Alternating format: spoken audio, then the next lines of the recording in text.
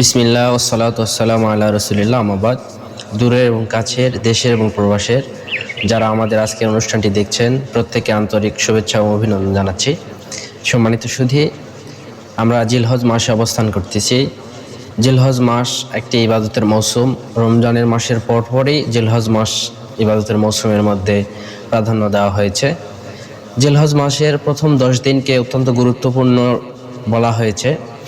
আল্লাহ পাক জিলহজ মাসের বেশি বেশি ইবাদত করার কথা বলছেন এবং জিলহজ মাসের 10 তারিখে কুরবানি নামক একটি আত্মত্যাগের কথা বলা হয়েছে। আমরা আজকে কথা বলবো কুরবানি যাদের উপর ওয়াজিব। কুরবানি আল্লাহ তাআলার অত্যন্ত একটা গুরুত্বপূর্ণ হুকুম।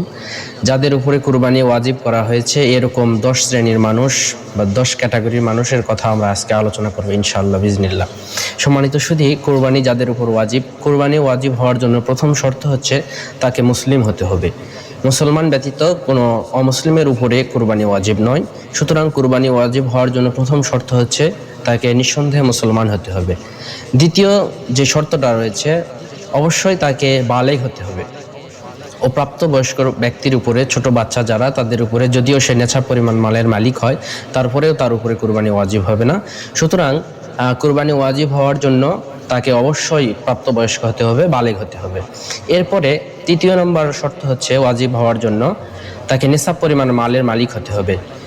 নিসাব পরিমাণ মালের মালিক বলতে 595 গ্রাম রূপোর কথা বলা হয়েছে। প্রায় আমরা যদি বর্তমান বাজার জাত দেখি 40-50 হাজার টাকা সামথিং এরকম যদি কারো কাছে থাকে, তাহলে তার উপরে কুরবানি ওয়াজিব হবে নিসাব পরিমাণ মাল।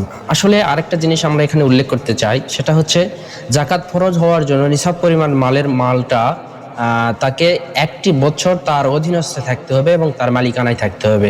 কিন্তু কুরবানির ক্ষেত্রে নিসাব পরিমাণ মালের যে কথা বলা হয়েছে সেটা 1 বছর মানে তার মালিকানায় থাকার শর্ত নয়। সুতরাং যদি কারো অধীনস্থে জিলহজ মাসের 10 তারিখ সুবে সাদেকের পর থেকে 12 জিলহজ আসর পর্যন্ত যদি তার কাছে এই পরিমাণ, এই 3 দিনের ভিতরে যদি তার কাছে এই পরিমাণ মাল থাকে, তার অধীনস্থ হয়, তাহলে তার উপরে কুরবানি ওয়াজিব হবে।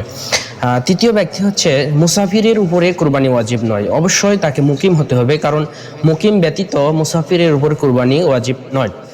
এরপরে 4 নম্বর হচ্ছে কোনো মহিলা ব্যক্তির উপরে যদি তার সে নিছাব পরিমাণ মালের মালিক হয়, তার উপরে কুরবানি ওয়াজিব হয়ে যাবে। কিন্তু আমাদের দেশের মহিলারা অত্যন্ত একটা গুরুত্বপূর্ণ বিষয়, এটা আমরা এদিকে একটু লক্ষ্য রাখি যে অনেক মহিলারা যারা নিছাব পরিমাণ মালের মালিক, যাদের স্বর্ণ অলংকার নগদ টাকা রয়েছে, কিন্তু আমরা এগুলো কুরবানির দিকে একদম অনীহা প্রকাশ করি। আমরা নিঃসন্দেহের দিকে একটু লক্ষ্য রাখবো। 5 নম্বর হচ্ছে কুরবানি ওয়াজিব নয় এমন কোন ধরনের গরিব ব্যক্তি যদি কুরবানির নিয়তে পশু ক্রয় করে। কুরবানি তার উপর ওয়াজিব নয়, কিন্তু সে কুরবানি দেওয়ার নিয়তে পশু ক্রয় করে, তাহলে ওই পশু কুরবানি দেওয়া ওয়াজিব হয়ে যাবে।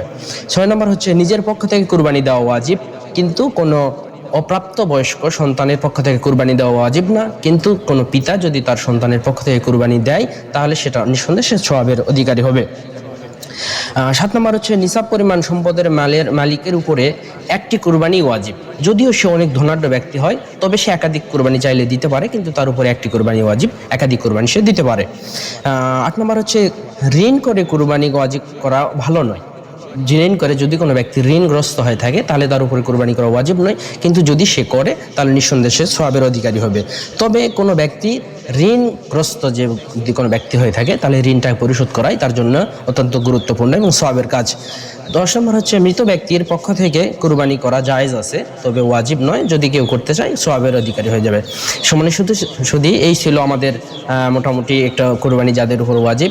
আমরা নিঃসন্দেহে যেহেতু জিলহজ মাস এসেছে, আমরা নিসাব পরিমাণ মালের মালিক, ইভেন আমাদের উপরে যে হুকুমগুলো বলা হলো এর মধ্যে যদি আমরা কেউ তালিকাভুক্ত হয়ে থাকি, আমরা কুরবানি করব নিয়তকে বিশুদ্ধ রাখে। আল্লাহ পাক যেন আমাদের প্রত্যেককে যাদের উপর কুরবানি ওয়াজিব কুরবানি করা তৌফিক দান করুন। ওয়া তৌফিক ইল্লা বিল্লাহ। আসসালামু আলাইকুম ওয়া রাহমাতুল্লাহ।